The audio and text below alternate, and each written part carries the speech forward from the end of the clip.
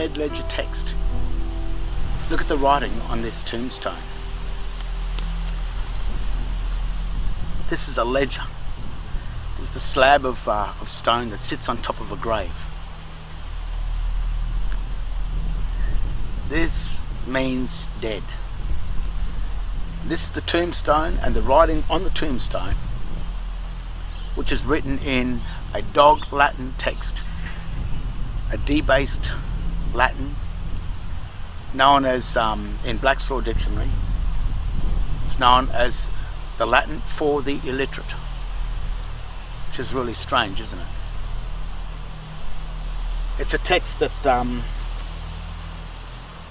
in the English language means debased. In the Webster's Dictionary, dog Latin is a debased form of text, which means criminal, debauched, immoral, and against God. Now, the strange thing here is, this is a presumption that this reads Alfred Henry Madams. But if all the grammatical rules and everything that this text is governed by is correct, then this tombstone does not say Alfred Henry Madams at all. Because when you use this type of ancient Latin text, or this type of Latin symbolic text, it has to be hyphenated between the sides in order to string the sentence together. So what this ledger is, grammatically, is a lie. Just like all of these tombstones that exist in this place, in this graveyard.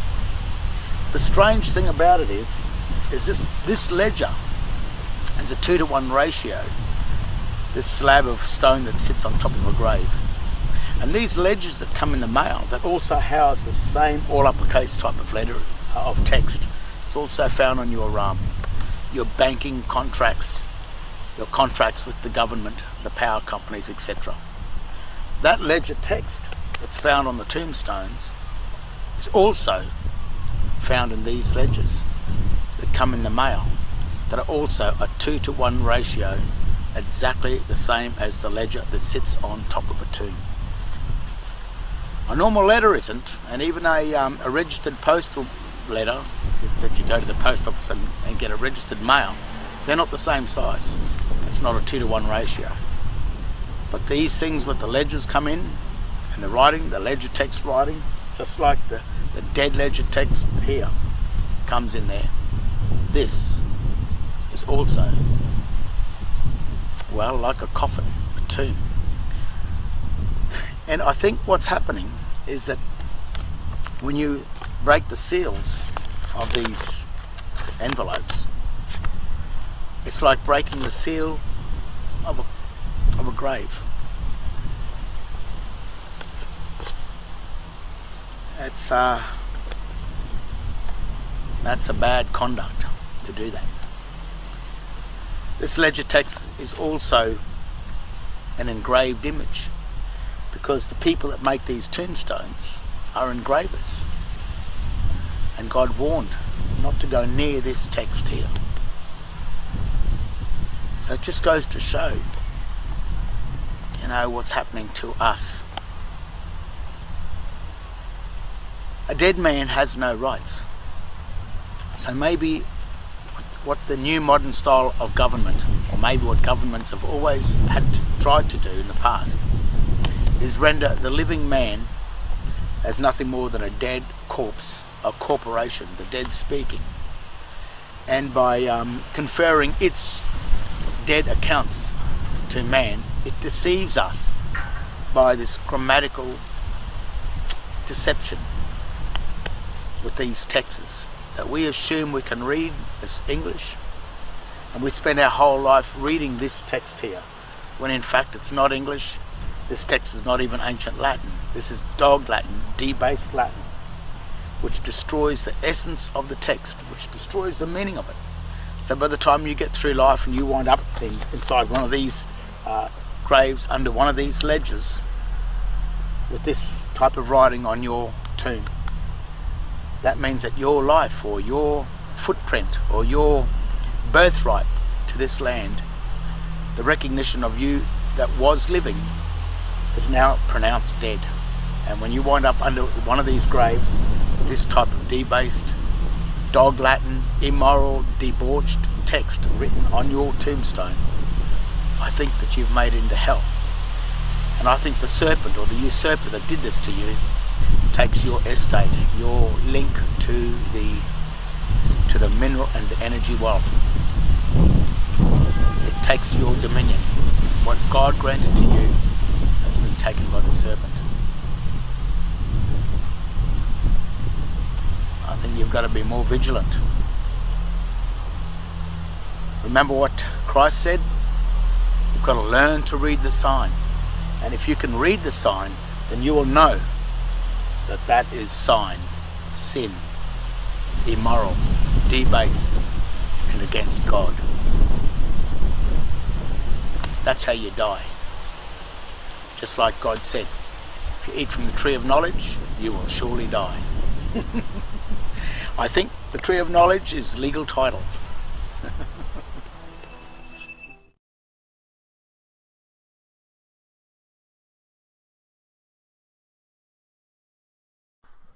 So today I want to go through a little more about how we languish in our language and why we can never get undone from the mess we're in, because the words are basically Phoenician, Latin, and Greek amalgamations with some British thrown in there.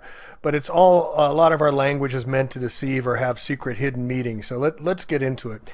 Now, when you go into court, we're based on water. Our legal system is under Roman Latin law, and we're considered to be at sea. We're fictitious characters, we're straw men, but it's all based on water. And this goes way back to the 13 and 1400s when Pope Boniface VIII said he's going to be the vicar for Christ and created the first SQV Unum Sanctum Trusts and put us on ships.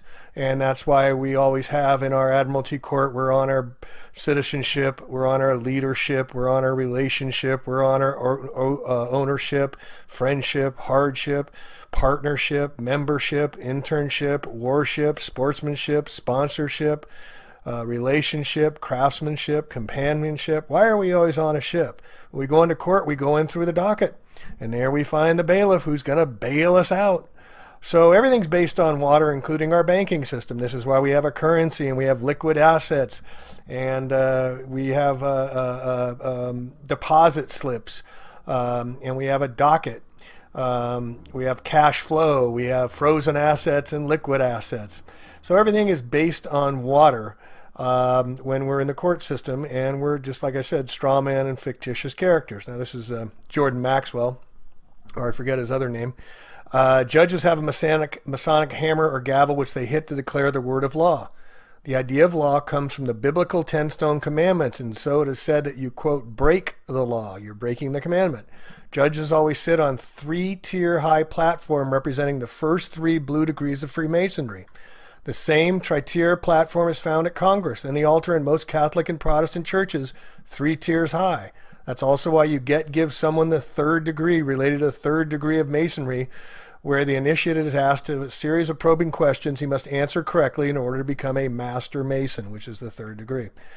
There's usually a gate around the church altars, just as there are gates and swinging doors in every courtroom, called the docket. The congregation at church all stand up to recognize the priest, just as all rise when the judge walks in. Judge takes a recess because he is in court playing a game of 10 commandments, with lawyers who play the dialectic protagonist-antagonist game, bouncing the advantage into each other's courts.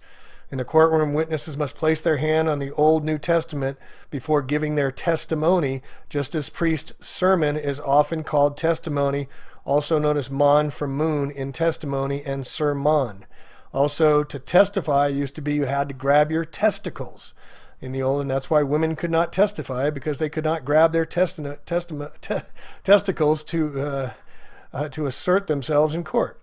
Also, the black robes are Satan robes, and the gavel is the phallic gavel of a penis that he's ruling with. As a witness swears in, one hand is placed on the Bible while the other is held up. In church, where parishioners feel the Holy Spirit offering during psalm, they will hold one or both hands up to Praise the Lord. Quote, then when you get further into Saturn, you begin to understand his color is black, and he was god of one of the many different Semitic tribes or groups, and one of his symbols was a square. Then you get into the square black mortarboard that the university or high school students wear when they graduate. When you graduate from high school, you come out of the processionally with a black robe, which is black for Saffron, the god of Hebrews, requiring that you wear the square mortarboard on the top of your head. As I said, this is Saturnian in principle. The square mortarboards are, of course, used by the Freemasons for their plaster, so that is why you wear a square mortarboard when you graduate, ultimately becoming an alumni. It all has to do with Freemasonry. It all has to do with control of the education in this country. Freemasonry is owned by the Jesuits. He doesn't go into there. Jordan Maxwell doesn't go to Jesuit, or recently has. Square mortarboard on the head is usually black, the color of Saturn, one of the ancient Hebrew gods. This is the same black used on the robe the judge wears when he is going to throw you in jail, because black represents Saturn. Saturn is the old Semitic god. This is why churches and courtrooms look the same today, because when you go into churches, you sit out here with the poor folks in the chairs out here in the pews, but you cannot go in onto the lifted higher elevation. You can't go inside the gate. You can't go inside the little doors. Only the priest can go inside there and officiate you.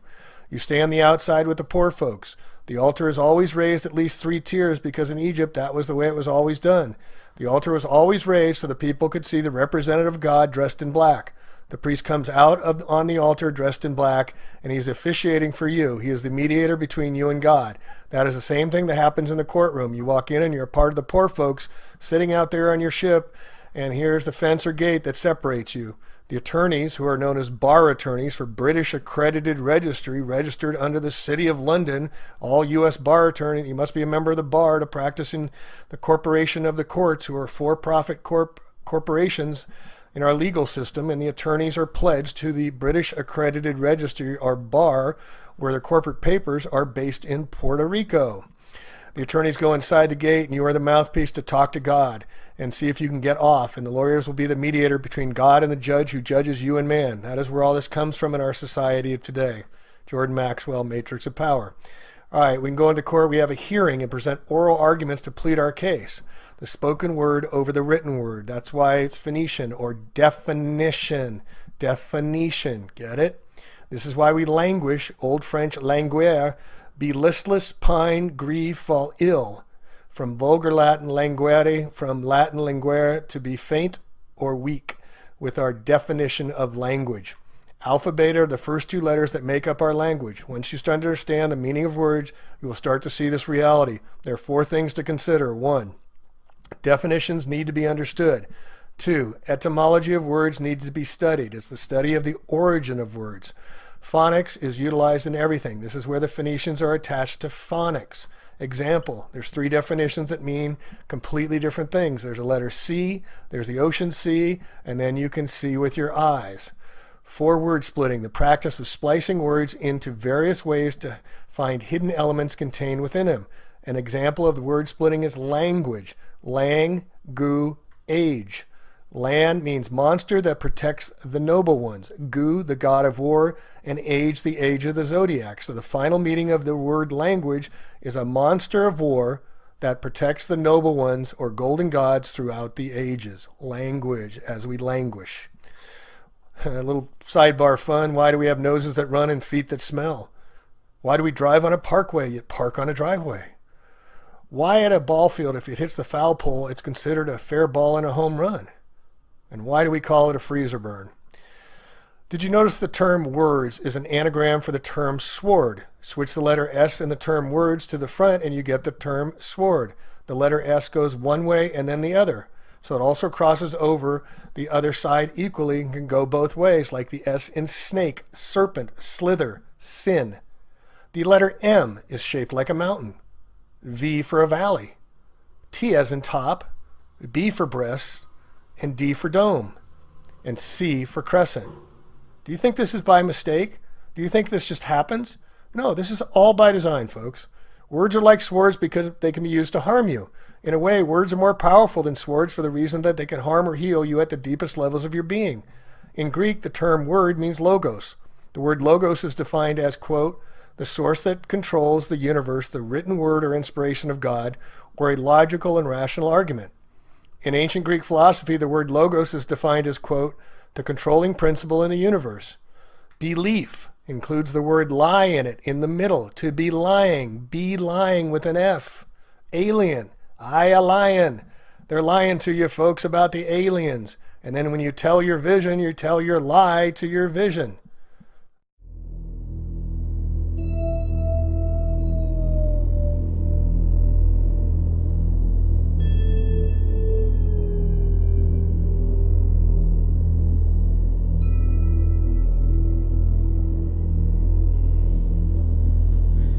Grammatical deceptions.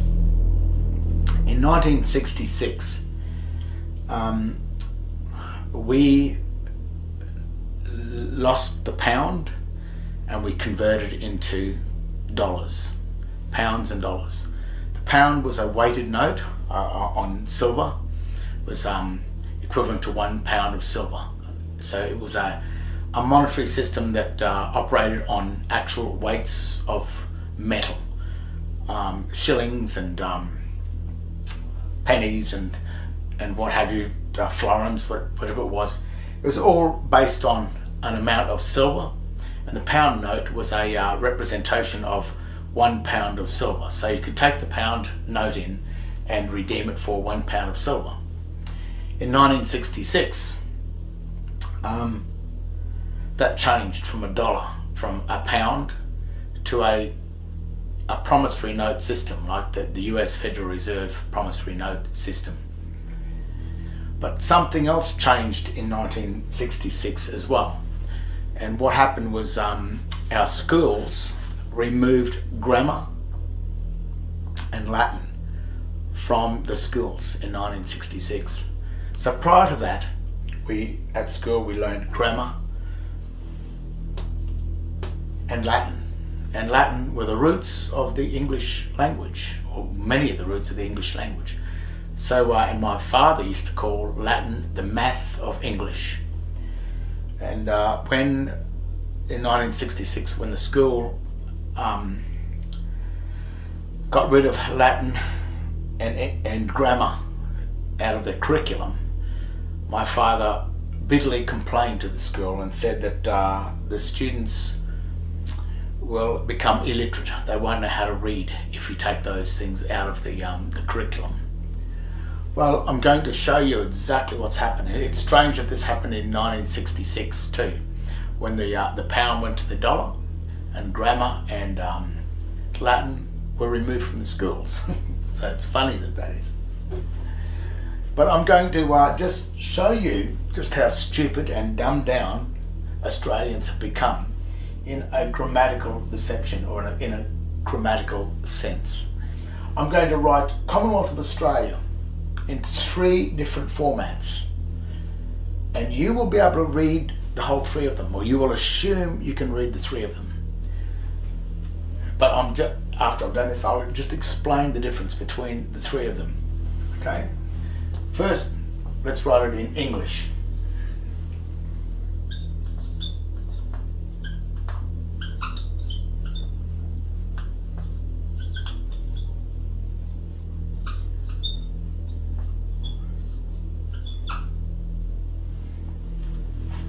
You can read that, Commonwealth of Australia.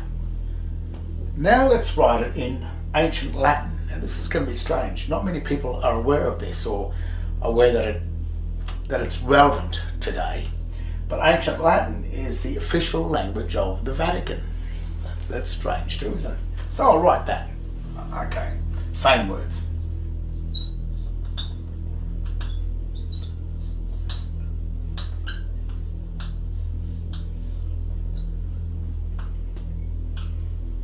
Hyphen.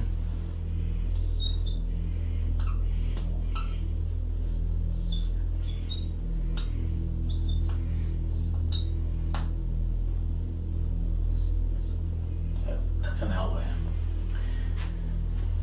Commonwealth of Australia, written in an ancient Latin style text. And we have here, which is the 2 hyphens in between the 3 signs, or the 3 words. Now I'm going to write something in Dog Latin, and Dog Latin is a corruption of the essence of the text. It's also known as the text or the Latin for the illiterate. So it's a language that's used by illiterate people that can't read, that don't know what's going on. This is I'll write the same words.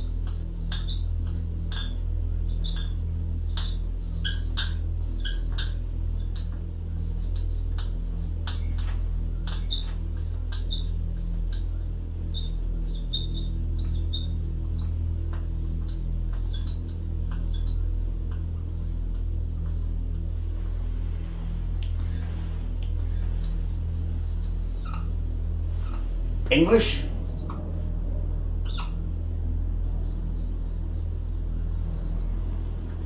Ancient Latin with the hyphens, and Dog Latin.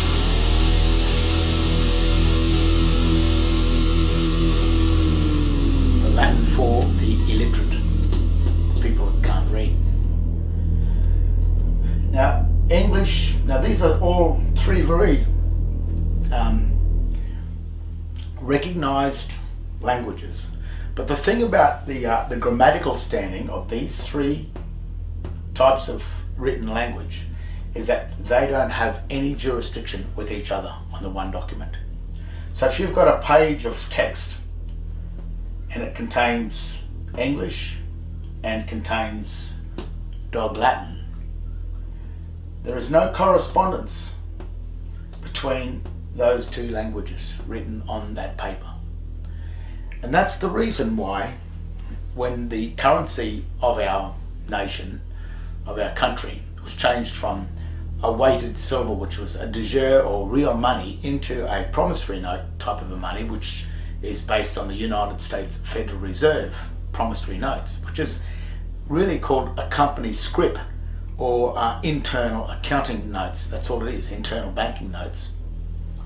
After that happened in 1966, they removed the grammar and the Latin from the school in order that the people start to assume that this is English. Now, you know something's wrong with that. If you saw that written everywhere and you saw a hyphen in between the words, even if you didn't know your Latin and your grammar, you would instantly know, well, that doesn't look right, there's something wrong with that. There's nothing wrong with that at all. It is another language. But when you read this here, Commonwealth of Australia, without the hyphens,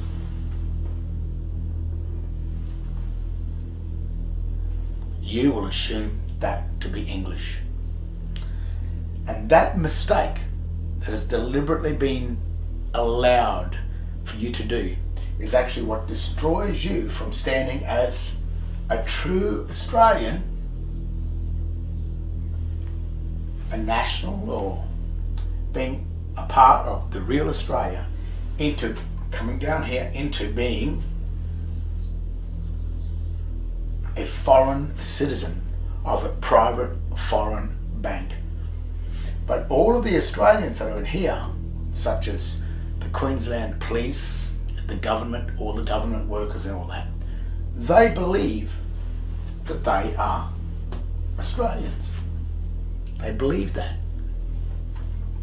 But grammatically, and the fact, as a fact stands, they are the account holders of the Foreign United States Securities and Exchange Commission, the Foreign United States Federal Reserve, because this is a registered company with the United States Securities and Exchange Commission, written in Dog Latin.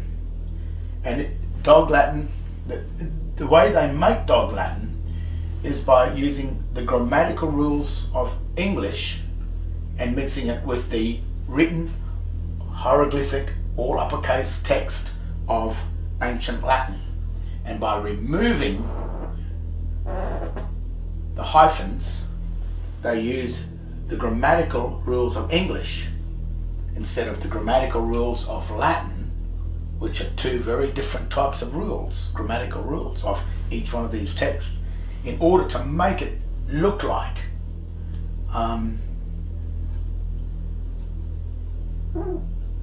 normal English. That is the grammatical deception. I call it the Justinian deception, because this whole system of deceiving people into going from the public, common English, going from common English public into the private contracts of Rome, the private contracts of Babylonian texts, of fiction, of a lie, is done through the grammatical deception of making you believe that this text is English when it has no jurisdiction whatsoever. So if you get your driver license or your passport and you assume that your name, where it says your name, and your name is written in an all uppercase dog Latin text that is really a hieroglyphic sign or illustrative text, it's symbolic text which cannot be a name. Only a name can only exist in proper English as a capitalized with the first letters of each word capitalized, that forms a true name. Now that you understand that, if you go onto the website under the Governor General, and you will start to see just how confusing things start to happen. Even if you ring the Governor General, ring the office and ask him, they've written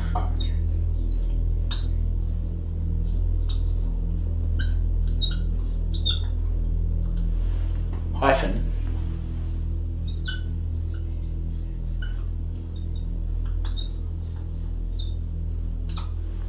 which is right. But what that is doing, when they write Governor General in the all uppercase text that is in ancient Latin, what they're saying is that this Governor General belongs to the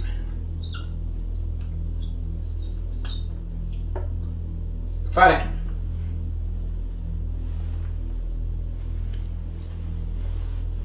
But then what they do, they've got that written on the website, which is now in proper ancient Latin with the hyphen there, which renders the two signs, governor and general, coming together as two signs in order to make one sentence inside. But then when they write it in English, in the common English up here, the correct language, they write it like this.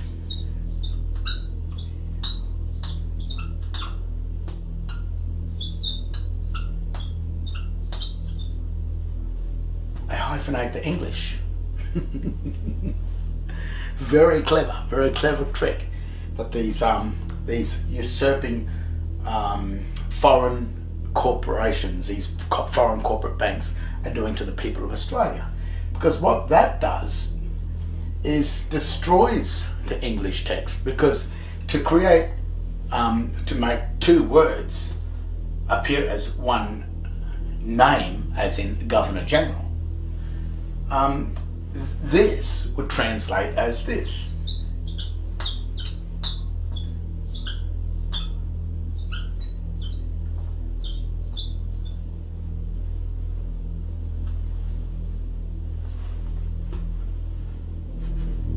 Governor Grunow.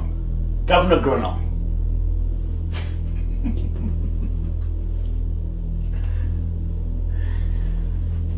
Because that hyphen there is used to join in English, is used to join a broken word back together, or join two words together as one. And that's how some words are made before the word is actually made into one word. The hyphen is used until eventually, as time goes by, the word becomes one. But at this present time, in the dictionary, there is no such word as Governor General, and there's also no such words or name as Governor General with a hyphen. It does not exist in the English language. So what they're saying is that this Governor General is the property of the Vatican. The Vatican owns the City of London. The City of London owns probably more than likely owns the US Federal Reserve, and the City of London is the bar, and the bar are all the lawyers. So any lawyer that is in government, such as the prime ministers and what have you, most of them are, or the very prime minister that signed us up to Unidroit,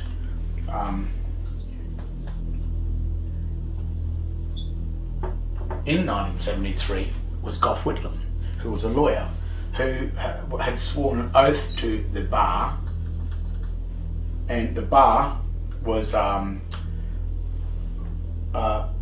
the City of London, which is 1 square mile inside London, that belongs to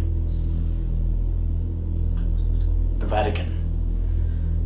So what's happened is somehow or other the Vatican has taken away the proper true government of Australia and replaced it with one of their corporations. But the only problem with the Vatican, even though it operates under proper recognised ancient Latin signs, we have been given a fraud. This is a fraud.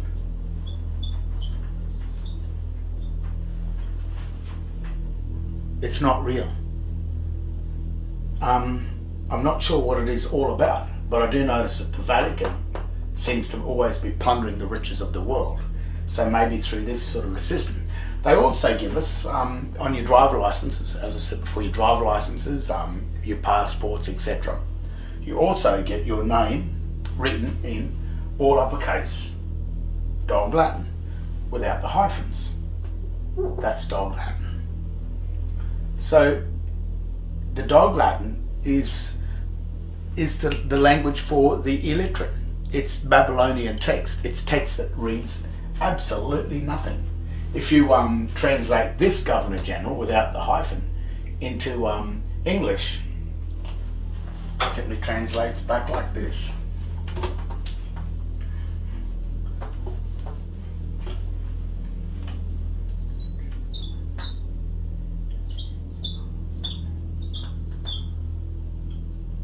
Full stop, General.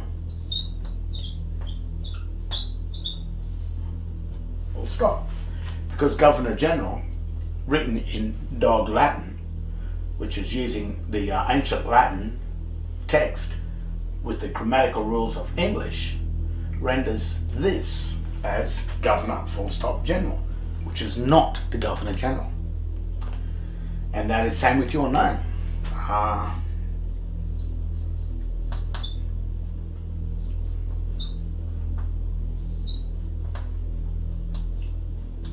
Written in that, like on your driver license or on your passport, etc., translates to full stop, full stop, full stop. So the whole system is a lie. It's just an absolute lie, because they are using a Dog Latin text, which is a debased text under Latin, under the legal dictionary, Black's Law Dictionary. Dog Latin is the Latin for the illiterate, for the stupid people that can't read. But in the English dictionary, the Webster's English Dictionary, Dog Latin is a debased text, a debased language, and the word debased means in the Webster's Dictionary,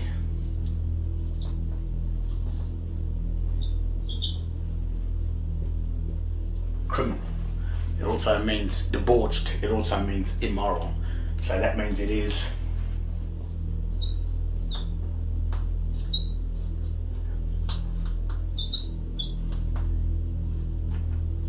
against God. You have to also remember that the people that are ruling this type of dog Latin world, this fake government, are people like the Fabians, who believe in governments like Hitler and like Stalin, which maintains total control over the people. It puts the state ahead of the people, which is absolutely dangerous, because we all know the history of Hitler and Stalin and other governments in the past, Pol Pot, that have used this type of system where the state becomes more powerful than the people. But the only way that the state in the past has come more powerful is guns. But this lot of governments, this new world order, are doing it through deception, deceit, lies, trickery. And once they've gotten hold of a Hitler-style or Stalin-style government as a one complete world government, then who is there to stop them? They will have achieved their absolute goal at total control over the population of the planet. And then the culling will start. I'll say it's for the better, but it only suits them. It suits them. Doesn't suit these. It suits the Vatican, and it suits their corporations, and it also suits the one-stroke dollar. It's the biggest lie that's perpetrated. It is the biggest grammatical deception perpetrated against the people of Australia, the people of the world. And that's how they did it, through the grammatical deceptions of language.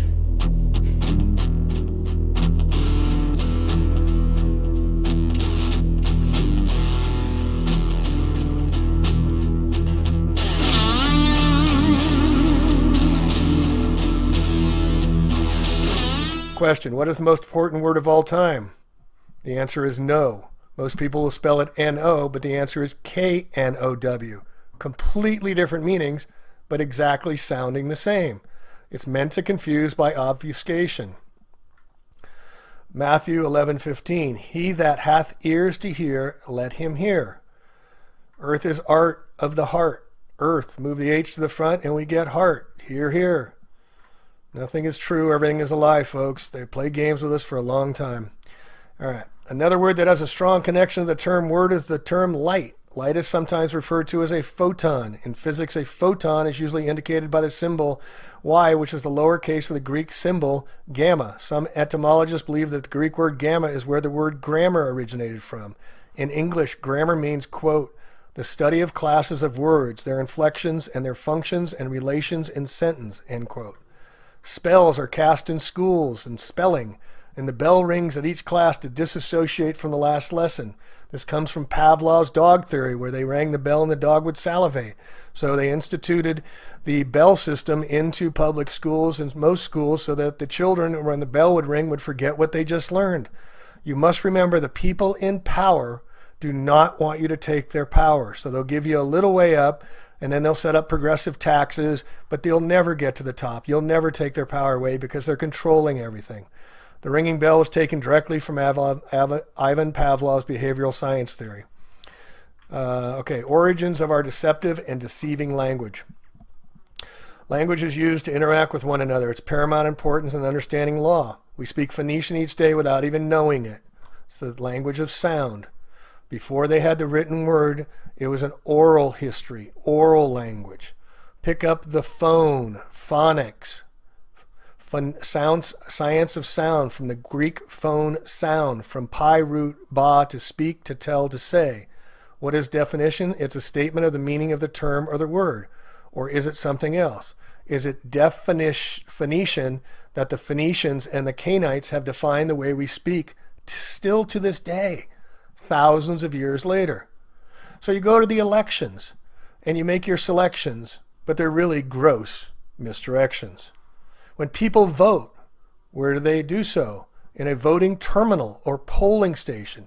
People are voting, not voting, because they are going to the polls, which the electric battery polls have positive and negative to place their votes on the candidate that they want to see out in charge. The politician that receives the most votes is that one that is going to be put in the position of power. It's called power. It's not called power politics for nothing. It's also why we got credit charge cards. We're using electric. The Electoral College of Electors are the ones that actually determine who will be president, not any popular poll, media, or statistic. Registering to vote is an admission that the declarant is subject to the exclusive legislative power of the corporate Congress and is a 14th Amendment citizen, a second-class citizen when you register. Regis means crown, stir means to enroll, so you're enrolling in the crown, regis, crown. By voting, you are contracting as a straw man, a fictitious character in the eyes of a law, a human resource, not a human just being. That's why they call us the Department of Human Resources, just like water resources. All right, a sidebar. Did you know the Jesuits invented the Fahrenheit thermometer? That's why when it unfreezes, it's at 33 degrees. Get it? All right, now we went through the banking stuff already with the liquid, frozen, liquid assets. Common law is also known as maritime law. Mar means sea law. This was in the 14th, 15th century. Like I said, the Testamentary Cesquive Trust placed all lost souls at sea. So when we go into court, we sail in on our citizenship to argue about loss and damages, our contractual relationships, partnerships, and ownerships. It's all about monetary loss and injury compensation. Who did what to whom? When we enter the court to play ball, we'll see who win in the docket. This is where the ship's birth. The rules come down from the 3 Blue Masons degrees with phallic gavel to determine who is liable. Okay, resident. Res means property or thing. To identify is ident. Identify the property or thing. You put a P in the front and capitalize it and means principal. So the president of the corporation of the United States of America, capital letters, Washington, D.C., is the corporate CEO, the president. He's ruling over the property or the thing. That'd be us, folks. Also, when you're born, you slide down your mother's birth canal and you land on your birth certificate where the hospital's paid to register, and so that banksters can account for you into securitized debt from the bankruptcy the United States never got out of since 1933. This is why the more debt they run up, the more we owe. And we never got out of bankruptcy since 1933, and our birth certificates are securitized, tradable commodities. All right, a government. Govern means to rule or control. Ment is for mensa or mind, to control the mind. They tell us what they're doing. Straw man is a front. A third party is put up in name only to take part in the transaction. Term is also used in commercial and property context when a transfer is made to a party.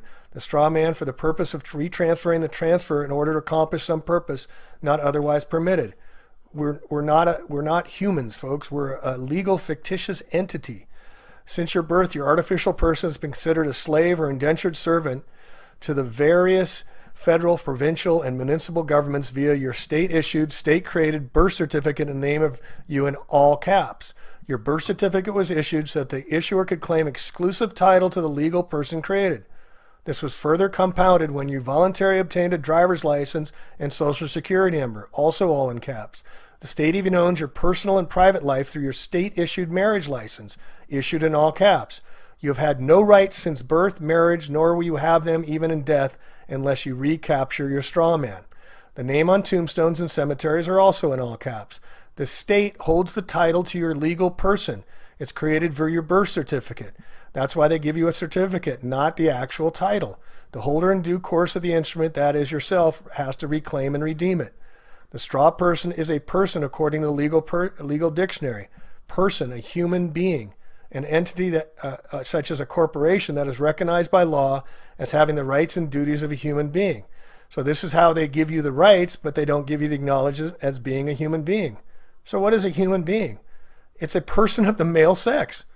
According to Black's Law Dictionary, which they use in the Roman Catholic law system we're still under today after, since 1400s. A human being is a male sex, a male of the human species above the age of puberty, in the most extended sense of the term includes not only adult male sex of the human species, but women and children. In feudal times, it was vassal, a tenant, or feudatory. All right, April 1933, this is when Roosevelt, the Knights of Malta, and Freemason made executive order. All persons are required to deliver on or May 1st all gold coin bullion now owned by them in the Federal Reserve. So they took our gold away. Now we're $21 trillion in debt, folks. Do you think they're going to do it again to us? Look at the new $100 bill. Half of it is completely in gold on the right side with a gold inkwell, a gold feather, and there's gold writing in the background. And if you look very closely, it's the second paragraph of the Declaration of Independence talking about abolishing the government, the new $100 bill issued in 2013. All right, in June 1933, we operate as a commerce. Commerce is based on agreement or contract. It's contractual law. That's why you sign your name, now a thumbprint or a swipe. You are agreeing to the fictitious character as a straw man. When the real flesh and blood step into their process, we become the surety for the fictional straw man. It's a trust. We then become liable for the debts, liabilities, and obligations of the straw man, and we relinquish our protected characters. We stand up for the fictional straw man. This is why when you go into court and the judge says, "Are you so-and-so? Do you understand?" and you say yes, you're agreeing to being that fictitious character. All right, corporation. The word corpse is the base root of corporation. All right? So ration the corp is to ration the corpse, the dead. You're rationing the dead. All right? And in Law's Dictionary again, only his successors in some particular station who are unincorporated by law in order to give them some legal capacities and advantages, particularly that of a perpetuity, which in their natural state as persons they could not have. In a corporation's soul, one person holds both operational positions of the organization. A corporation's soul may be established under legislative authority. It is considered by statute a citizen of the government. You are owned. The people are in the state and national government at that time. The public government is an artificial entity. Who is a government? Point to me as a person being a government. The government is owned and controlled by the same people. It's a sole organization, not an aggregate organization. The straw man, being artificial, lives in the artificial place called the public, okay? This is necessary and proper because the creator and entity has the right and control of it. So we create it by signing our name, and they take control of it by putting us in their system.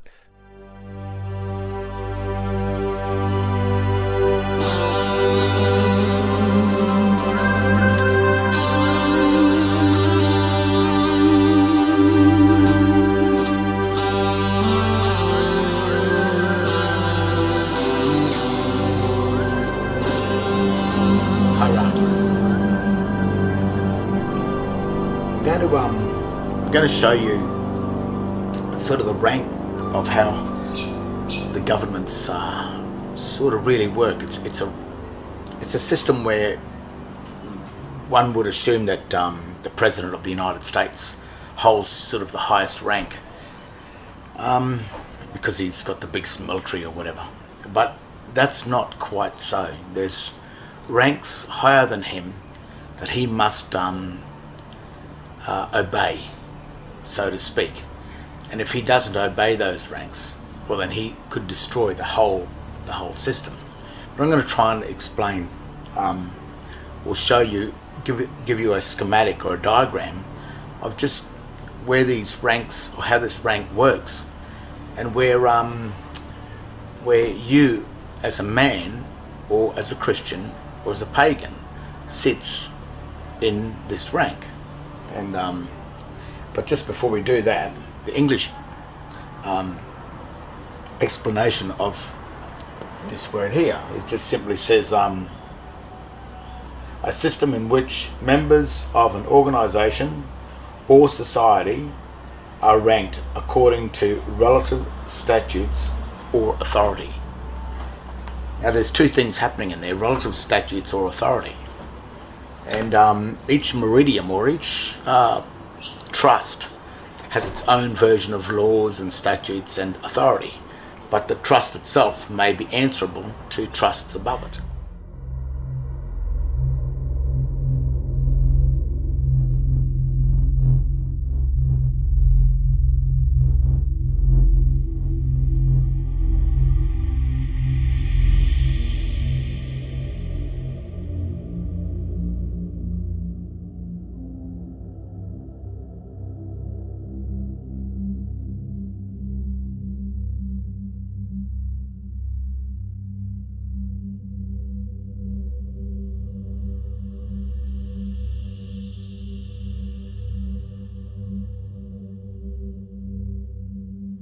And that's the other thing where some government workers and some police officers and what have you, even some lawyers, are not quite understanding this,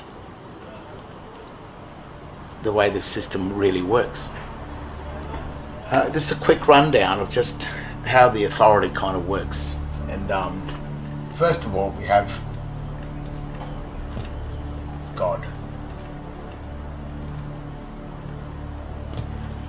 This God is the God of existence.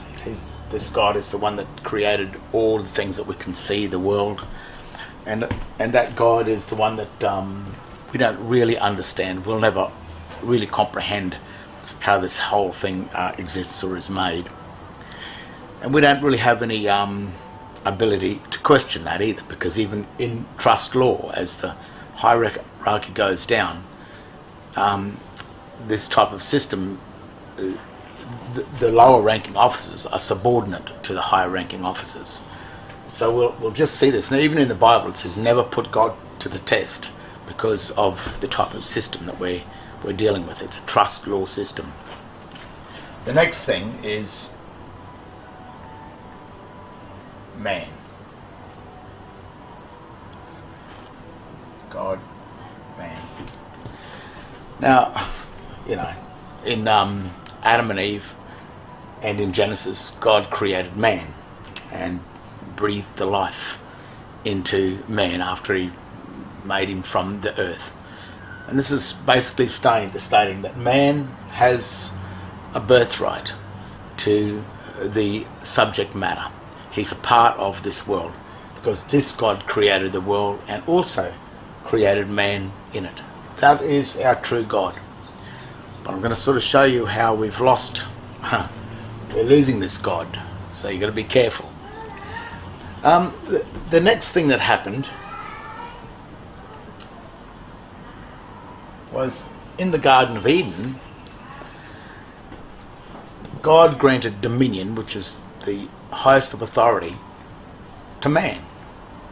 And what man did, what happened in this, by granting the absolute authority, the legal title to man, that granted the equitable title with God. So man was holding the legal title to God. God was the director, and this is still evident, because when this God decides to have a volcano or create a massive earthquake or create a massive storm, there's not much that man can do about it. That's the fury of God.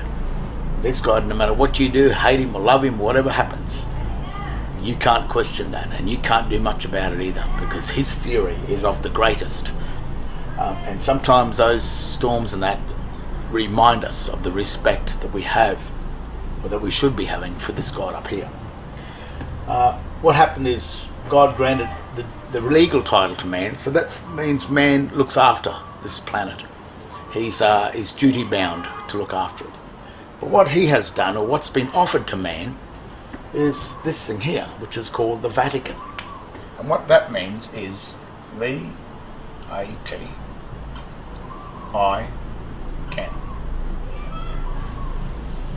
Vatican, which means that I can, which means holder I can. And that's the third rank down now. This is the beast of burden. And he's offered this up to man, and what he's said is, you give me the legal title, and I will give you the equitable title, and I will then serve all the debts, settle all the debts of the meridian of the Garden of Eden, which is the earth. So then he controls the, he's the debtor, becomes the debtor of man. But man created this. God didn't create it, man did. So the God of the Vatican is man. That's Adam.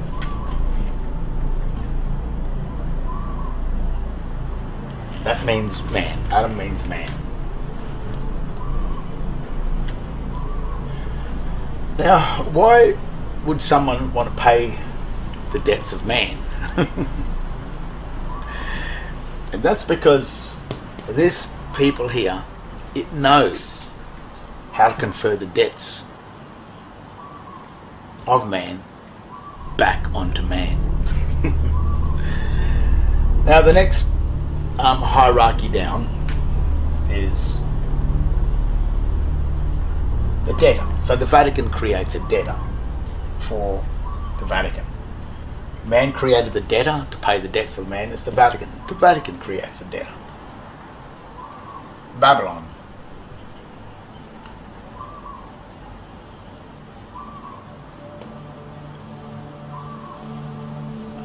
Which means baby for long time.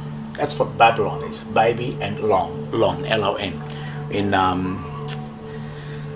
Latin, it's just child, and lon, L-O-N, means for a long time.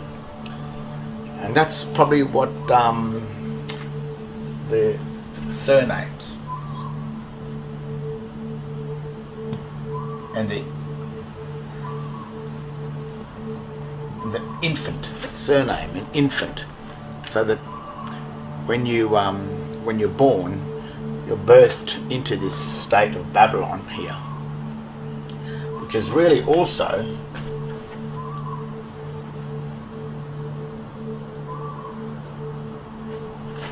really or the Roman Empire, or it's the debtor of Rome. And what Babylon does, then it needs to create a debtor. This is the Vatican, and this is really Rome. Babylon is Babel, the old Babylonian text and everything. It's in the Bible. It's Babylon's been recognized. It exists, and it exists today. The United States, the Pentagon, that's Babylon. I'll even show you why with the Babylonian text as well. And what Babylon has done is it created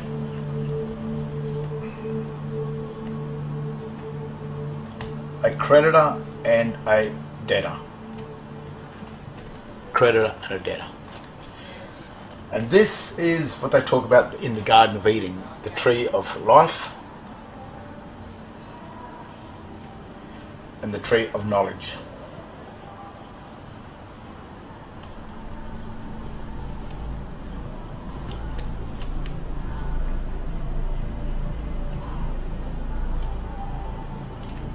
Tree of life, tree of knowledge, creditor, debtor. And these two things were accounts. So Babylon had to create a remedy inside this, and to get man to pay his own debts is to turn man into either the debtor of Babylon, so that Babylon could be the debtor of the Vatican, so then the Vatican could be the debtor of man, so that man is the debtor of God. But what this thing here is trying to do is get rid of man, because this is the serpent, the usurper. It usurps sin, and if it can get rid of man, then all of the debts that are paid to Babylon and then to the Vatican, if man isn't there, then he gets to keep the loot, keep the gold, keep all of the debts of man. Vatican, the very symbol, is also Vatican, Holder-I-Can, and Holder is like a valley, which is the banks of a river. It is the first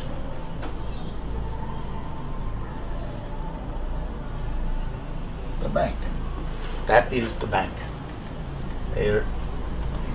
That is the director of the flow of current, the currency, in relation to a charge, when charges are forced against us. Now the trick down here to create the creditor and the debtor, these two accounts are called the Christian and the pagan. Christian and pagan account.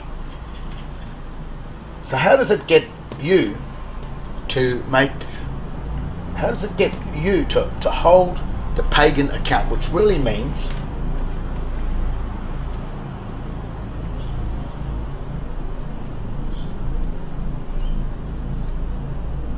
the pay again account? Pagan, pay again. So why this is paying again is because man's already paid. It's already, his debts are paid by the Vatican. But the Vatican are going to get man to pay the debts again for the second time. So now we have God, then man. Man created the Vatican, the first debtor. The Vatican created Babylon. And Babylon created two accounts, the Christian account and the pagan account. The creditor, the debtor. Life and knowledge. L and K. Kill. L-I-F-E. Life and kill. Now, there's two warnings. When God said to man, he said, whatever you do, you never eat from the tree of knowledge. Don't eat, otherwise you will surely die. That was the warning. Now, in the New Testament, Christ came along and he said that in my name only, my name, which is the name of an account, shall you be saved. My name only. So now we have these two accounts, which is the creditor, the debtor. The tree of life, the tree of knowledge, life, death. Death, life. We have, they're called accounts. So this account is the account of the creditor. This is the account of the debtor. Now, how do we get man to hold the accounts of the debtor? And this is probably one of the biggest tricks where the birth certificates and everything come into being. We'll name the account, and we'll just show you what's going on. This is the name. This is the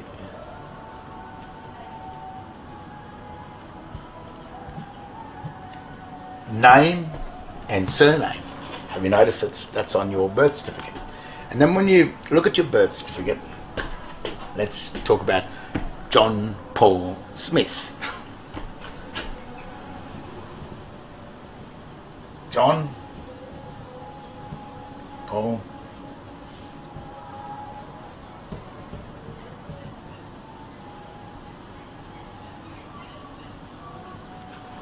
When you look at your birth certificate, you're going to see this, and it will say name and surname. Now that's what you will assume, but there's no surname on that document, on the certificate of birth. But there is a name, John Paul, as your Christian name or given name, and then it says surname, and then that's where the Smith will be, the surname. That's made you sort of assume that that's your surname. And then when someone asks you, like a police officer or someone from the state, from the Babylonian state, which is the, at the moment, it is probably the United States Securities and Exchange Commission that owns all of the nations of the world, as well as Canada and as well as Commonwealth of Australia and as well as the United States. Babylon owns these things, and that in modern day is more than likely the US Federal Reserve, which is that bank, and the United States Securities and Exchange Commission.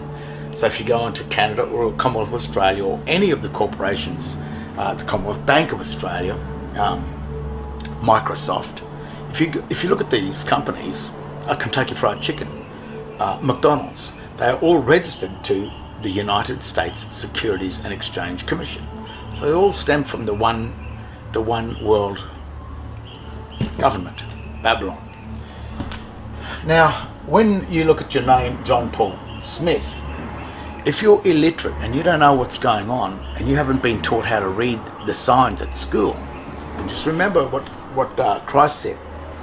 He said, in my name only shall you be saved. And then the other thing he stressed was, you must learn to read the sign. Because there's two things happening in this: English and sign. That is called a Babylonian, or it's actually called a Latin or ancient Latin symbolic text. This is a descriptive text. It's completely and utterly different. But if you're an illiterate pleb actually is what they'll call you, this is what you will assume this name to be.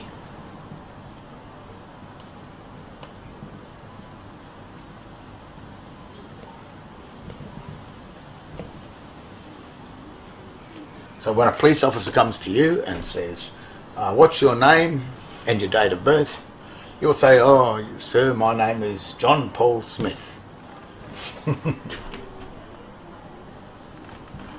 And yet the name written on the birth certificate says John Paul. So straight away, someone's made an error, someone's made a mistake.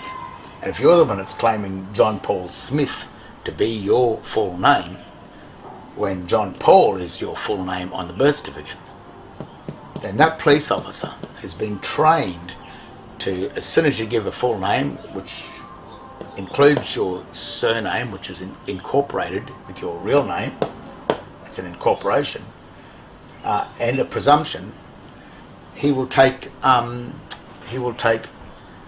authority over you straight away. And what it is, under a form of water law salvage rights, because you're not John Paul, you claim to be John Paul Smith, and John Paul Smith, in law and in fact and in reality, John Paul Smith does not exist. Only John Paul in fact exists. John Paul in reality and in fact, John Paul Smith in reality and fact does not exist. So that enters them into the world of fictions. So rather than you being a man, you will become down here a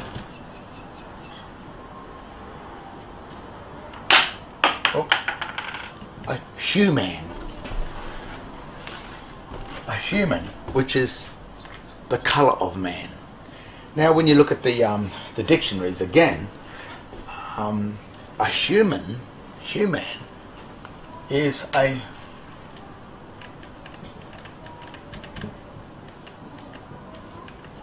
monster. And then when you go into monster, the word monster is a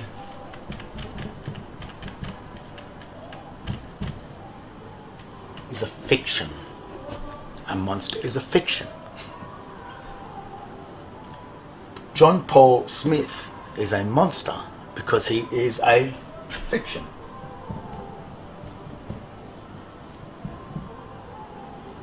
Also a human. And the other thing which is very strange about this is the minute you incorporate any two items together, any two things together that are incorporated in relation to the Vatican or the water law, it becomes a person.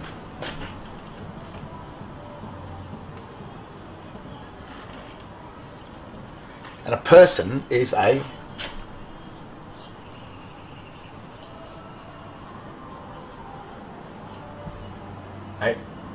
corporation, corp speaking, which means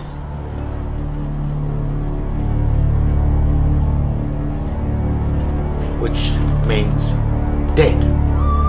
So through your own ignorance, what you're stating here is that you are the surname who is dead. Now, no one forced you to do this. You did that. You claimed your name to be the incorporated name because John Paul and Smith don't exist. They exist as two separate entities, but they don't exist as one name. So you're the one that did that. You're the one, through your own ignorance and your own inability to assume that you are right. Yet Christ comes along and said, no, you've got to learn how to read the sign. He didn't tell you what the sign, he just said, you learn how to read the sign. Well, if you know how to read the sign, you'll know straight away that, oh no, that's sign, that's not my name. That's no part of it. Sign is sin. Sign is sin. That's what it means. Even the words S is the snake, I is one, is you, I, and N, S-I-G, which is a governance, and N is mountain and water, which is the Babylonian, which it's not Babylonian. It's the two sides. It's the name and the surname. It is the creditor and the debtor. M is the mountain, and water is the sea. This is the mountain, which is land. This is the sea. But the N, when written, is the two combined. So in the symbolism, when it looks the symbol, this is the snake, which is Satan.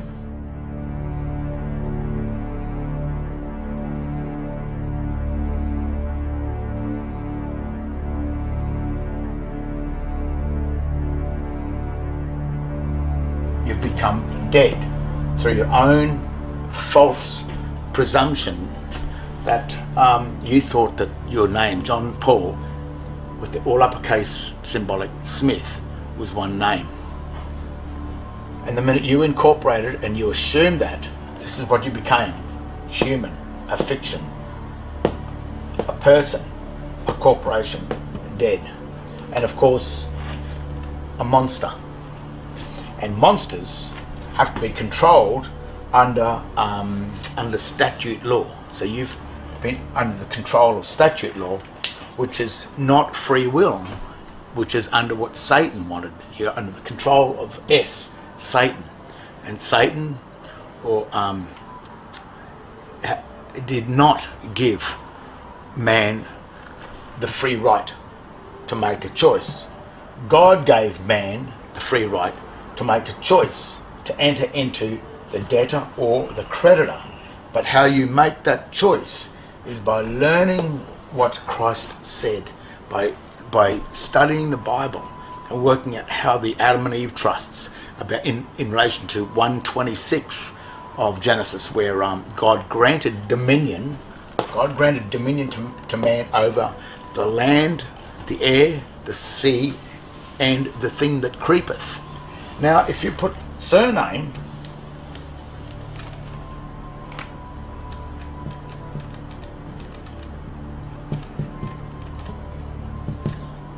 into the Latin dictionary, surname means the thing that creepeth up from below. So what's happened is man has been given dominion over the surname, which is the person, which is the human, which is the fiction, which is the dead corporation.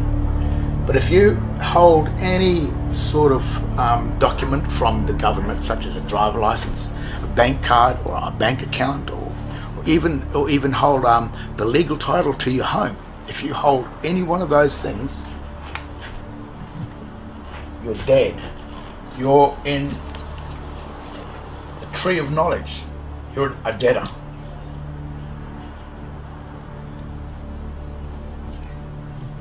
You hold the legal title to it, and you have lost your equity, because in trust law, he who holds legal title cannot touch the equity without license. And this goes right back to the Garden of Eden, because when Adam ate from the fruit of the tree of knowledge, which is the tree of the debtor, when he applied for the credit card, the minute he did that, he was thrown out of the first garden, and the only way he could get back into the Garden of Eden is was under license.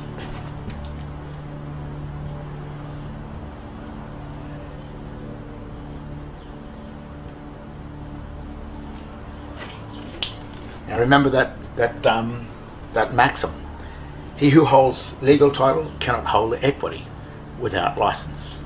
And the license to hold the equity is granted from Babylon, which is the Vatican, which is the bank. So when you sit down here, when you're dead, then you need a license to do anything at all. And that's what's happening to you. You want to go fish, you want to do anything, you want to drive a car, because anything you do in Eden, while you're the debtor, you must have a license. Now remember what Christ said over here. He said, in my name you shall be saved. So what happens is this name here, John Paul, is the creditors.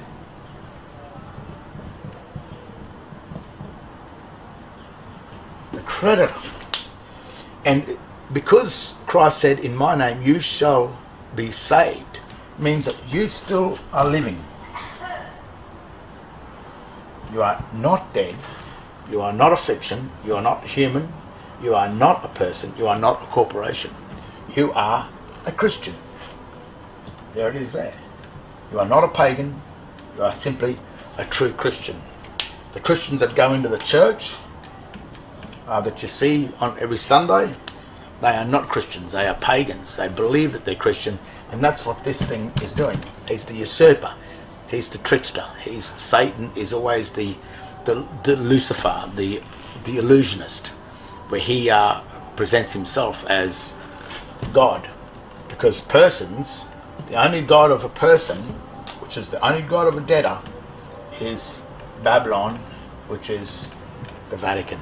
The Vatican created these things here. The Vatican created the incorporation. When two names or two things are joined together, that's it. But when you're Christ, you only have one name. You don't hold any legal title, anything. When you learn how to operate this account, this Christian account over here, you will start to realize that you can have anything you want. Ask and you shall receive. And that's how it really does work. Now, the account name, just to finish off, this is where the real trick has been in here. The Christian account, or the credit account, is John Paul. And the debtor account is the surname. The surname is not just the Smith, because John Paul and the Smith belong to us. That's our name, and this is our heritage. So both names belong to us. So the state can't make a claim over the family name or the heritage or the Christian or the given name. It cannot make a claim. But what it makes a claim over is incorporation. So as soon as these two names are assumed as one, that is the property of the Vatican. That is the state of affairs of that governing system. This is the Christian account written in proper English, and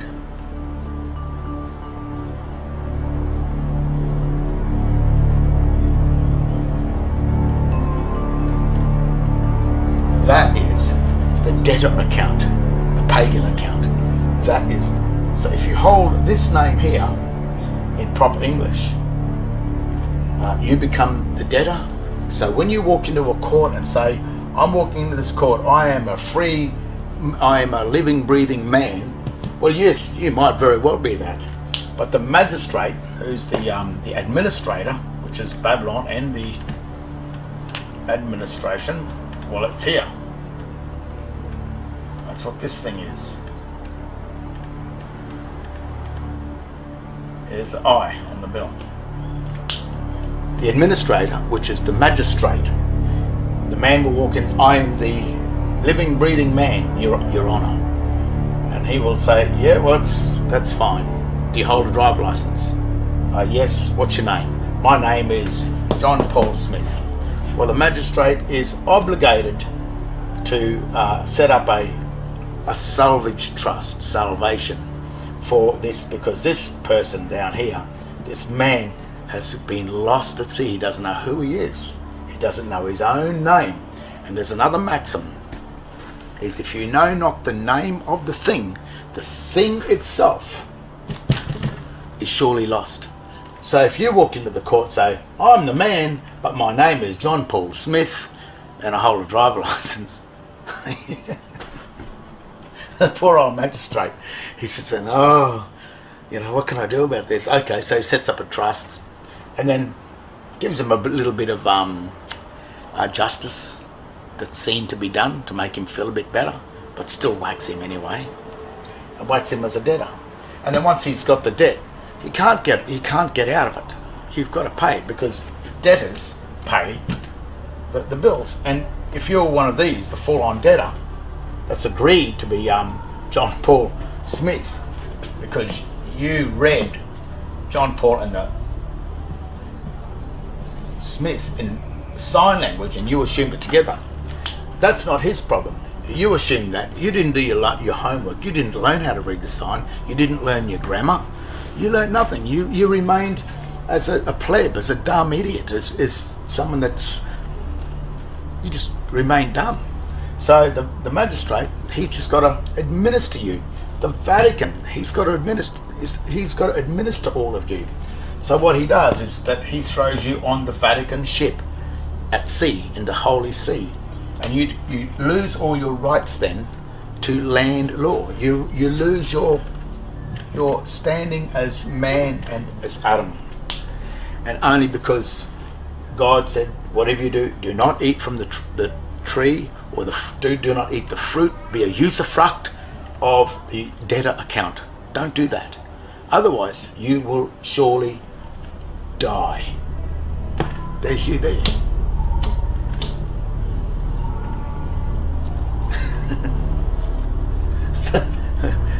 so that's how the system works.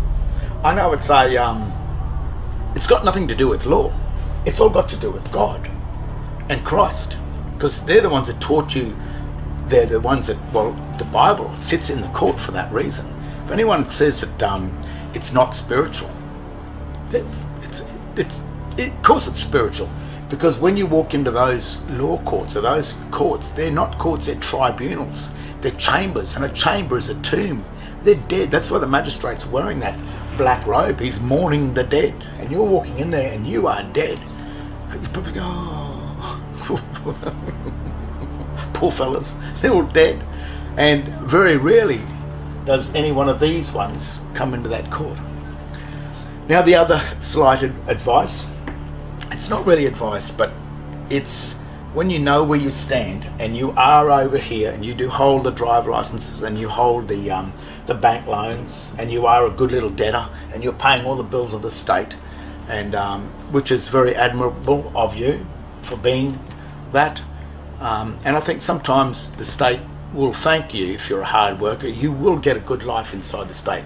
But when it comes into a charge, when you've been charged with any form of a charge account, and you are the debtor and you hold the driver license to prove that you're a debtor, because the name of the driver license is written in the all uppercase language, which is called the ledger language, or the dead ledgers that are on tombstones, or it's also called an engraved image, which is another thing that God said, do not worship the engraved images, which are the engraved images that sit on top of the tombstones, which is the ledgers, and that's the stuff that comes in the mail. But in a court, if you are a debtor and you know that you're a debtor, then no matter if you're guilty, no matter if you're not guilty, if you've been charged, then my absolute advice to you is to plead guilty. Still state the case, but make the guilty plea. Because in the United States Libor Code, the enemy of the United States, which is the enemy of Babylon, the enemy of the administrator, is the belligerent officer. And the belligerent officer is the one that pleads not guilty. Because if you walk into a court, you're walking into the court saying, well, yes, I am the debtor and I'm not going to pay your debt. That's what you're saying. The other thing, what it does in a legal sense, the magistrates love it when you plead not guilty, because the minute you plead not guilty, you violate the military codes, which is the law of the sea, the Holy See, and you put yourself into a state of conflict. And once you're in a state of conflict in military law, the administrator has right to administer the conflict. So you're handing over all of the power over you to the state, because you have become the enemy of the state.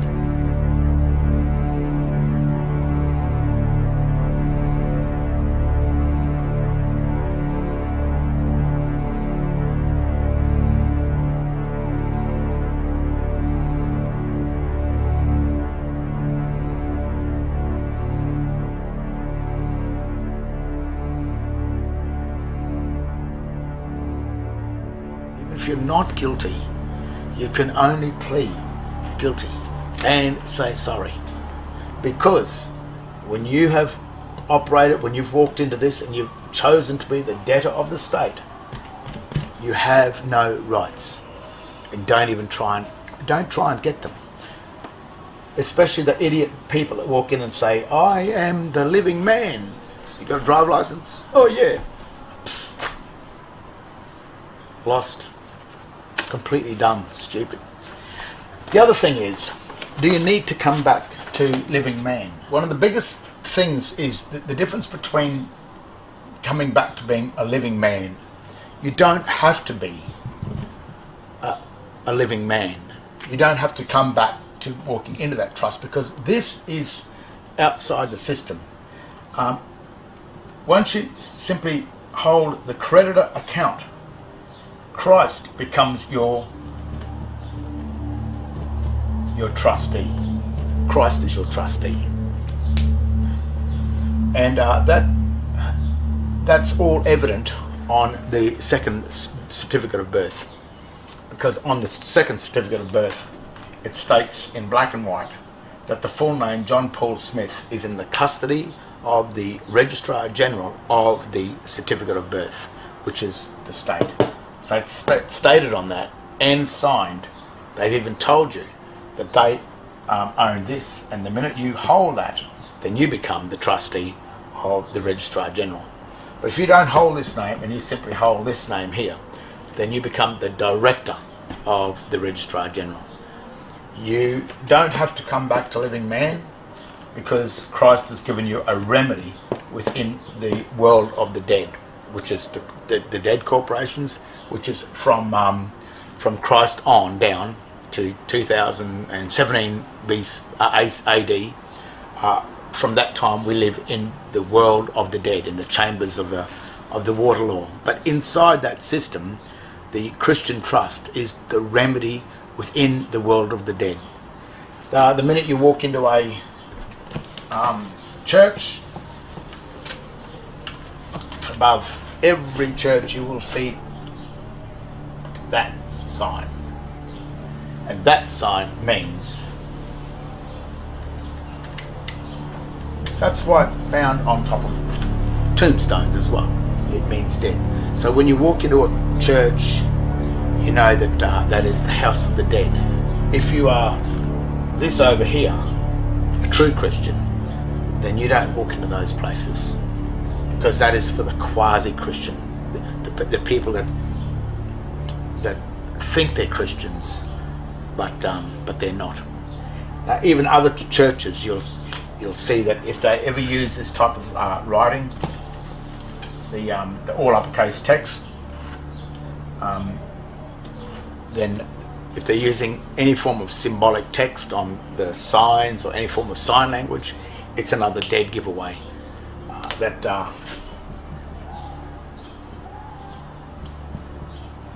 In this all uppercase text, they're telling you that that is sign, that is sin, that is the house of the dead, the cross. So even though people walk and go, I'm going to church and I'm doing whatever it is, all you've got to do is just read the signs, go into the dictionaries, the legal dictionaries and the Webster's dictionary, start having a look at these signs. And it tells you in black and white everything. But the whole thing of the world of the dead that belongs to the administrator, which is Babylon, which is the Vatican, if you're down here, then you are subject to that. If you're over here, then you are still got the ability of living man, yet you hold the account that directs the Vatican. That's why the Vatican probably doesn't really like real Christians. It creates its own quasi-Christians in all of its church because it knows it keeps them, or keeps the masses, under control. But when you work it out, usually criminals don't work this out.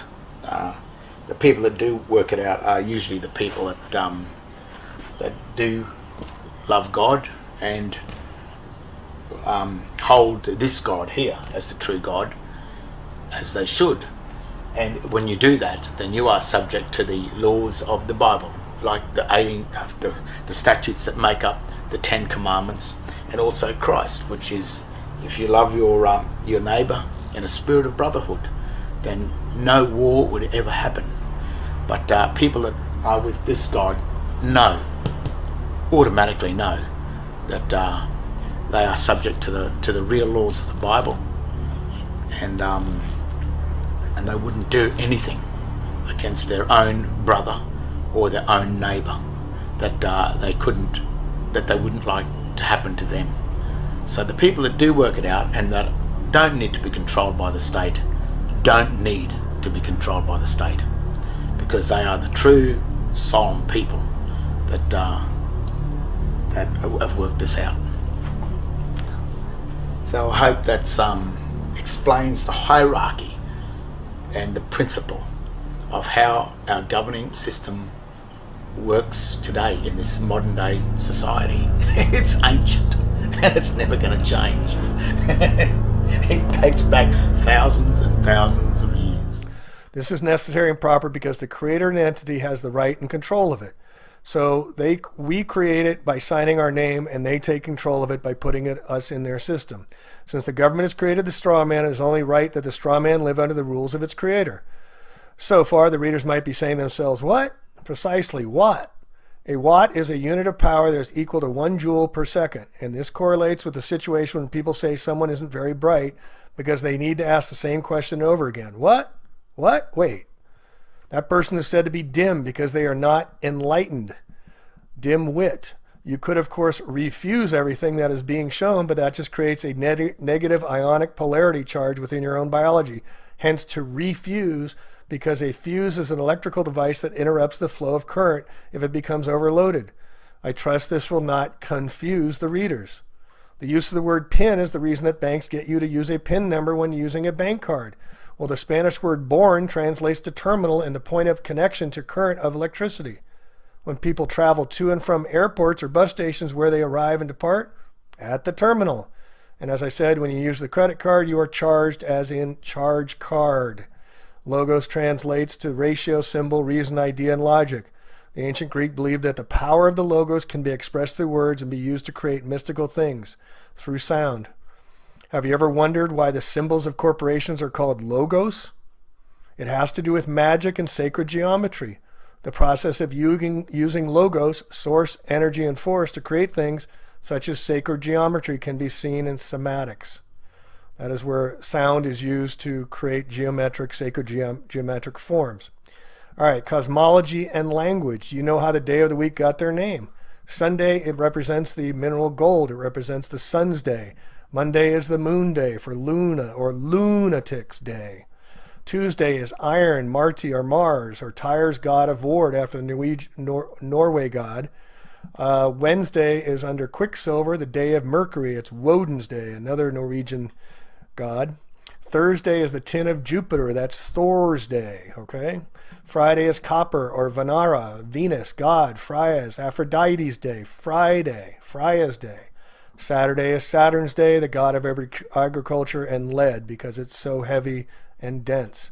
There's 7 days of the week. There's 7 sacred planets. There's 7 sacred metals of ancient alchemy, 7 continents, 7 seas, 7 energy chakras in the human body, 7 colors of the rainbow, 7 tones in our voice, 7-year itch, 7 hills in Rome, 7 hills in Washington, D.C., and 7 wonders of the ancient world in the 7th heaven. And look at how one is born into the world, or world. Why are we world? First off, from a pedantic perspective, this should be obvious since the world is world on its axis. The writer of the Matrix movies also knew why, because the main character Neo is actually derived from the Latin word neo that means spin or wave. The separation of our body from the sun works in a 7-step process. This is why there are 7 major planets and give us 7 days of the week. There are 7 notes in the mode of music, and we also see 7 in the rainbow. The color, sounds, and words that are world are all separated because the prefix sep comes from septum, meaning 7, which gives us the word September, which was originally the 7th month of the Roman calendar. There are 7 chakras in the human body. The ancients called spinning the wheels of light. This is appropriate because their colored wheels are world, and we live in a world of colors because we are humans. Now you know why it's called humans. Hue is simply a word for color, and the quality of color determines the dominant wavelength of each color. There is an astounding amount of indication and evidence to show that we are multidimensional beings that are caught in a cycle of separation, which is a certain mathematical ratio of vibration waves holding us prisoner in an endless movie-like loop. The ratio is a ration of the God ratio within the base 10 reality. 10 fingers and 10 toes, as the Swedish Teo states, with the meaning of 10. The fake gods that hold us all prisoner also need a ration us because we are their food, and a ration is the food allowance given for 1 day. The separation that is given to the gods while we exist inside of this are cinematic matrix reality. Here's an important one. Soldiers are sold to die. Soldiers sold to die. And that is why they have dog tags issued to them, as Henry Kissinger has famous said. They're the dogs of war. We are told never to swear. Notice the word "wear" with the S in front. It can go both ways. Yet when we go into court, we must raise our hands and swear to tell the truth, the whole, with the hole in it, truth, and nothing but the truth. Yet few judges can even tell you the difference between the truth, the whole truth, and nothing but the truth. I know because I've asked judges and they can't tell you. All right, when we submit, we place ourselves under the control of another. So when you submit an application, you are yielding your power. You let down, you put under, you reduce. When you apply for an application, you put one's faculties to some task or career. Is there a war on drugs? Then why are there drugstores on every corner? Is there a war on drinking and driving and DUI, driving under the influence? Why do they sell liquor at gas stations? To get you gassed? So this is why bail-ins are becoming so common now around Europe. A bail-in is when the banks come and take your money out of your account and say, sorry, it's not there anymore. They call it a rehypothecation. This is stealing by the banks and brokers for their own purposes, are called a bail-in. This is happening more and more, and with the United States, $21 trillion in current debt, I guarantee you money in your bank account is going to be taken at one time or another, folks, because it's a promissory note and it's not your money.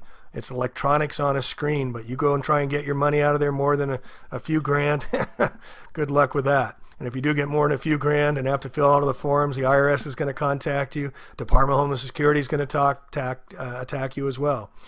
And if you believe the FDIC has enough insurance to cover all your money in the bank and everybody's, think again, folks. We're $21 trillion in debt. How can they have money but print more money of fake non-value behind it? This is why they're coming for the gold. All right, a police state is a revenue agent making money, revenue agent that enforces the corporate government contracts and protects the assets of the corporate government, including human resources. It compels performance, no injured party necessary. One who has policing powers is found in a police state. They're enforcers of policies. That's why they become policemen. And to register literally is to the queen, as I said. The Regis meaning king. This is why you get a certificate and not title on your cars as well. The original car manufacturer owns the title, but you get the certificate. When you enroll, you register your child. You put it into inventory. Did you know that? People are known as chattel in legalese. We call our animals cattle. They call us chattel. Again, this is why we're called human resources. And just substitute the word water for humans, and we're water resources. And on international, now another important thing is that our court systems, every time you challenge up. So you go from the local to the state to the federal, and now you go into international laws. And that's even more corrupt the higher you go. So you never get satisfaction. It's by design. All right, the matrix is furthermore the Latin word for womb, which is where our body ship is birthed and birthed. All ships find their birth when they reach the port or dock. When Neo woke up in the Matrix, he was inside a battery womb or iPod, which is why Apple Computer sells everyone iPods and iPads to reflect this. The definition of pad that concurs with this is that of temporary living quarters. We're all living on our iPads or iPods because we bit the apple of sin. Now you see here on the left that the original Apple computer sold for $666.66. Not a coincidence, folks, or coincident. The word apple is also phonetically spoken as a pull because our body ships are receiving a tow on the consciousness dreamline of reality, which is why we have a skull. A skull, yes, because a skull is an oar that is used for sculling, and a sculling is the propelling of a boat by an oar of the stern. John Scully ran Apple Computer for 10 years. Another coincidence. Everything in this reality is designed to make us fearful, and this starts right at birth. It has been said over and over again to humanity that man is born in sin. Man bit the apple to then continuously be reborn in his or her Apple iPods, which becomes unrepayable debt. That is why Webster's dictionary defines English word debt is sin, to pay the debt of sin, which is the price of our birth or birth in the moon. Remember that 7 days of the week do not include an earth day, since man is truly born in sin. All right, another important one. How do you say hi to somebody? You say hello. Every time we say hi to somebody, we're saying them to go to hell. This is how much control they got over our language. Every ship, including the human body, is eventually brought into port and then is docked. This is why there's a doctor that delivers the body ship, because it is a new liver or liver being produced. Another living being that is being delivered by the doctor as docked ore. Hence, doctor is phonetically docked ore, and you as a human being are the ore or the ore that is going to be mined for gold in your mind, because mind is mind, giving us the actual basis of the Sumerian depiction of the Anunnaki coming here for gold, because we are the human resources that mined for gold. It's all a play on words, folks, but it has secret meanings behind it. This also displays the fact that humans are seen as chattel property or false gods. When they say it's mine, we are the endless resource being mined, and companies do not have human resource departments because the title sounds fancy. You're also ore, which has an ore because you're the body ship that needs to paddle through this existence, which is the sea of electricity. Doctors use paddles to resuscitate someone who is in the cardiac arrest for this reason. Why do they use to resuscitate the patient? They use electrical currents, just like the sea that has currents. What else do doctors do? They perform surgery because of an electrical surge to the body patient. The docked ore is also the connection to the body ship in sea terminology. Also, our money is currency, since the doctor has delivered the docked ore, an ore that is sitting in its berth and no longer rolling. All right, a double cross. We see them in the logos all the time. Look at on Exxon. Look at there. It's a double cross. Nabisco, a double cross. They're double crossing us, folks. An act of betraying an ally, friend, or associate.